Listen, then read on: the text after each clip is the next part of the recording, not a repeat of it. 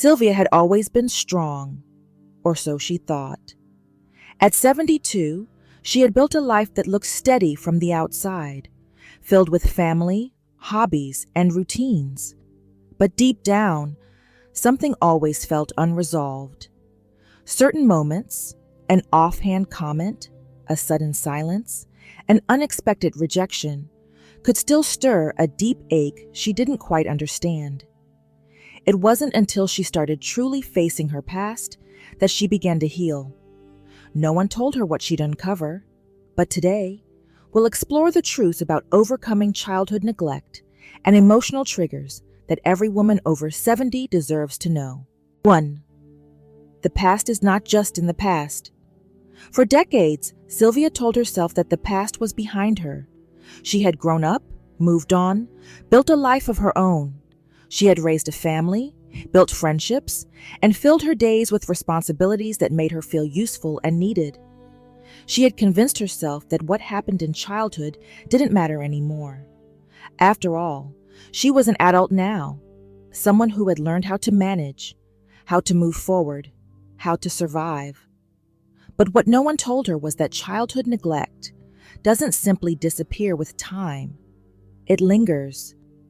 It shapes the way a person moves through life, the way they interpret relationships, the way they react to the world around them.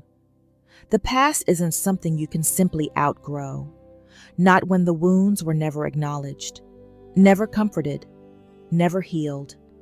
There were moments when Sylvia felt a sudden wave of loneliness, even in a room full of people. She would laugh at a joke, nod along in conversations, but somewhere deep inside, there was an emptiness that didn't make sense. She would catch herself feeling unseen, unheard, even in the presence of those who cared about her. It wasn't that people were ignoring her. It was that she had spent a lifetime feeling like she didn't quite belong. Then there were the small, everyday interactions that seemed to sting more than they should. When someone dismissed her feelings, she felt a sharp pang in her chest, something she couldn't quite place, but that felt familiar, like an old wound being reopened. And when she found herself in situations where she wasn't included or consulted, an unsettling feeling of invisibility would creep in. She didn't understand why these moments triggered such deep, disproportionate emotions. Why should a passing comment make her feel so unworthy? Why did a simple disagreement send her into a spiral of self-doubt? Why did she feel the need to over-explain herself, to prove her worth, to make herself indispensable? It wasn't until she started looking back that she began to understand. These reactions weren't just random emotions. They were echoes, remnants of a childhood where she had learned to survive in a world that didn't always see her, hear her, or make space for her feelings.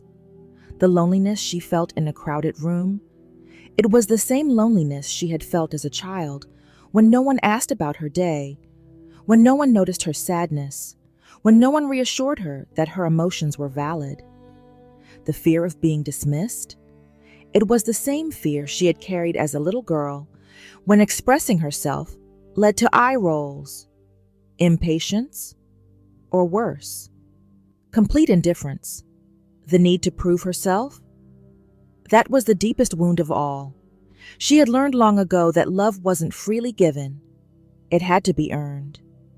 She had spent years believing that if she was good enough, if she worked hard enough, if she met everyone's expectations, then maybe, just maybe, she would finally be seen. No one had told her that the patterns of survival she had learned as a child, staying quiet to avoid conflict, suppressing emotions to keep the peace, trying to be good to feel worthy, would follow her into adulthood, even into her 70s. But what she did learn, eventually, was that awareness was the first step. The moment she began to notice these old wounds resurfacing, she gained the power to heal them. It wasn't easy. It wasn't instant. But the more she paid attention, the more she understood herself. And that understanding, it changed everything. 2. Triggers. aren't the enemy. They're messengers. For years, Sylvia thought her emotional triggers were something to be ashamed of. She believed they were proof that she was too sensitive, too reactive, too much. She couldn't understand why certain words, certain tones, certain situations could ignite a flood of emotions she couldn't control. A dismissive comment from a friend could send her spiraling into self-doubt. Was she being annoying? Was she talking too much? Should she just keep her thoughts to herself? A moment of being excluded from a conversation or a gathering could leave her feeling invisible all over again. Did they not want her there? Was she just an afterthought? A simple misunderstanding could bring up anger that felt bigger than the moment itself. Why did it bother her so much? Why couldn't she just let things go like other people seemed to? For the longest time, she thought these reactions were signs of weakness, evidence that she wasn't as emotionally strong as she had convinced herself she was. She worked hard to suppress them, to tell herself to get over it, to move on without asking the deeper question. Why was she feeling this way? What no one told her was that triggers weren't her enemy. They were messengers. They weren't signs that she was broken. They were signals pointing to wounds that needed attention. Every time she felt a trigger arise, she had two choices. She could shove it down, as she had done for years, pretending it didn't matter, brushing it off as an overreaction. Or she could sit with it for a moment and ask herself, where is this coming from? The first time she tried the second option, it felt uncomfortable. Her instinct was to distract herself, to push the feelings aside, to focus on someone else's needs instead of her own. But when she finally allowed herself to pause and listen, she started uncovering layers of her younger self that had been waiting to be heard. She realized that her triggers weren't random emotional outbursts. They were old wounds calling out for healing. That wave of self-doubt when she felt dismissed. It wasn't about the conversation at hand. It was about all the times as a child when her feelings had been ignored. That deep sadness when she felt unseen. It wasn't about this one moment. It was about a lifetime of feeling invisible. That anger that seemed to flare up so quickly. It wasn't just frustration. It was a long-suppressed defense mechanism from years of being unheard. Triggers, she realized, weren't trying to hurt her. They were trying to wake her up. And when she finally stopped fighting them, when she started listening instead of running from them, she discovered something powerful. Her emotions weren't enemies to be tamed. They were clues, guiding her toward the parts of herself that still needed care, attention, and love. She spent decades believing that the best way to survive was to avoid feeling too much, to push down pain, to stay strong no matter what. But now, she was learning that true strength didn't come from ignoring the past, it came from facing it. And the more she did, the more she began to heal. 3. Self-worth isn't something you have to earn. One of the deepest scars of childhood neglect is the belief that love must be earned. Sylvia had spent most of her life trying to prove her worth, through hard work, through caretaking, through putting others before herself. From an early age, she learned that being good was the only way to feel accepted. If she was helpful, if she stayed quiet when she was told, if she didn't complain, maybe, just maybe, she would be loved. She carried that belief with her for decades. She became the person who always said yes, even when she wanted to say no. The person who anticipated everyone else's needs before her own.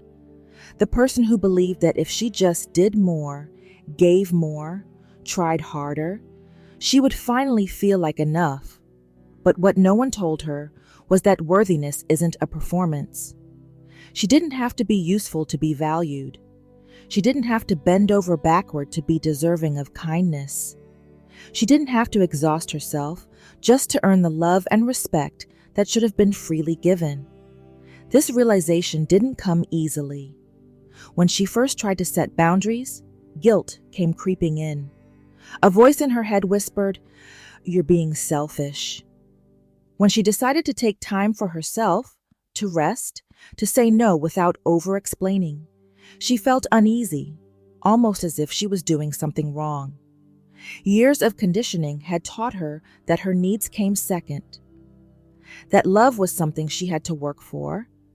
But then she started asking herself a simple question. Would I ever expect a friend to exhaust themselves just to be worthy of love? Would I look at a child and tell them they had to prove they deserved kindness? Of course not. If she wouldn't demand that of someone else, why did she demand it of herself? That thought alone unraveled something deep within her. She began to treat herself with the same kindness and patience she had always given to others. She let herself rest without guilt. She allowed herself to express her emotions without apologizing for them. She stopped explaining herself when she chose what was best for her. And in doing so, she started to undo the damage that had kept her feeling small. She didn't have to be everything for everyone. She was enough, just as she was. 4. Healing doesn't mean. Forgetting for the longest time, Sylvia believed that healing meant letting go of the past completely, that if she was truly strong, she would be able to forgive and forget, and move on as if none of it had ever happened. She told herself that other people had it worse, that she should just be grateful for what she had. She tried to minimize the pain she carried, reasoning that it was so long ago. It shouldn't matter anymore. But what no one told her was that healing doesn't erase the past. It changes her relationship with it. She didn't have to pretend that her childhood was fine. She didn't have to minimize what she went through or justify it. The fact that she survived didn't mean her pain wasn't real. Instead, she allowed herself to acknowledge what happened without letting it define her. She learned to speak about her experiences without feeling trapped by them. She realized that the little girl she once was, the one who longed for love, for attention, for safety, still existed within her. And instead of abandoning that younger version of herself, she started showing up for her. She stopped telling herself to get over it, and instead, she listened. She stopped pushing the memories away, and instead, she gave herself permission to grieve. Because healing isn't about forgetting what happened. It's about making peace with it. It's about looking back at those painful moments and saying, that was unfair. That hurt me, and I deserve to acknowledge that. But more than anything, healing is about choosing, every single day, to show yourself the love you always deserved. She wasn't healing to change the past. She was healing to change how she moved forward. She finally understood that the past would always be a part of her, but it no longer had to control her. 5. You're not too old to heal. For years, Sylvia believed it was too late to heal. She thought, if I haven't figured this out by now, I probably never will. She had spent a lifetime pushing forward, believing that some things simply couldn't be changed. The past was the past. The wounds were too deep. The patterns were too ingrained. And at 70, at 80, what was the point of digging up old pain? Wouldn't it be easier to just accept things as they were and make peace with it? At least, that's what she told herself. But no one had ever told her the truth. That healing isn't bound by time. That growth doesn't have an expiration date. That there is no such thing as too late when it comes to reclaiming yourself, your worth, and your peace. It wasn't an instant realization. It came in small moments, in the quiet pauses between thoughts, in the aching pull of regret, in the fleeting hope that maybe things could still feel different. She had spent so much of her life believing that healing meant undoing the past, as if there were some way to go back in time and rewrite her childhood, to erase the loneliness, the neglect, the moments when she needed love, but found silence instead. But what she finally understood was that healing isn't about fixing what's already happened. It's about changing what happens next. She didn't have to erase her past to move forward. She didn't have to pretend that she had never been hurt, never been overlooked, never been left longing for something that never came. She didn't have to deny the pain she carried. Instead, she had to do something far more courageous. She had to reparent herself. No one had ever told her that at 70, at 80, even at 90, she could still learn how to give herself the love and safety she had always deserved. She could still learn how to speak to herself with kindness, how to meet her own needs instead of dismissing them, how to stand up for herself in ways she was never able to as a child. She could still unlearn the lies she had been told, the ones that said she was too much or not enough, that she had to prove herself to be loved, that she had to settle for less because that's all she would ever get. She could still rewrite the beliefs that had held her back for decades. And most importantly, she could still step into the life she was always meant to have. The life where she didn't let fear, guilt, or old wounds dictate her every move. For so long, she thought healing would mean becoming a completely different person. But now she saw the truth. Healing wasn't about changing who she was. It was about finally allowing herself to be who she was meant to be all along. Not the version of herself that tiptoed around others' expectations. Not the version that felt small, afraid to take up space. Not the version that hid her needs, silenced her voice, and convinced herself she didn't matter. She wasn't healing for the past. She was healing for herself, for her present, and for every single day she had left to live fully, freely, and unapologetically. And that was worth every step of the journey. No one told Sylvia how much healing was possible at this stage of life, but she discovered it anyway. The past doesn't have to define the future, and triggers don't have to control the present. It's never too late to heal, to reclaim yourself, and to live with the peace you always deserved.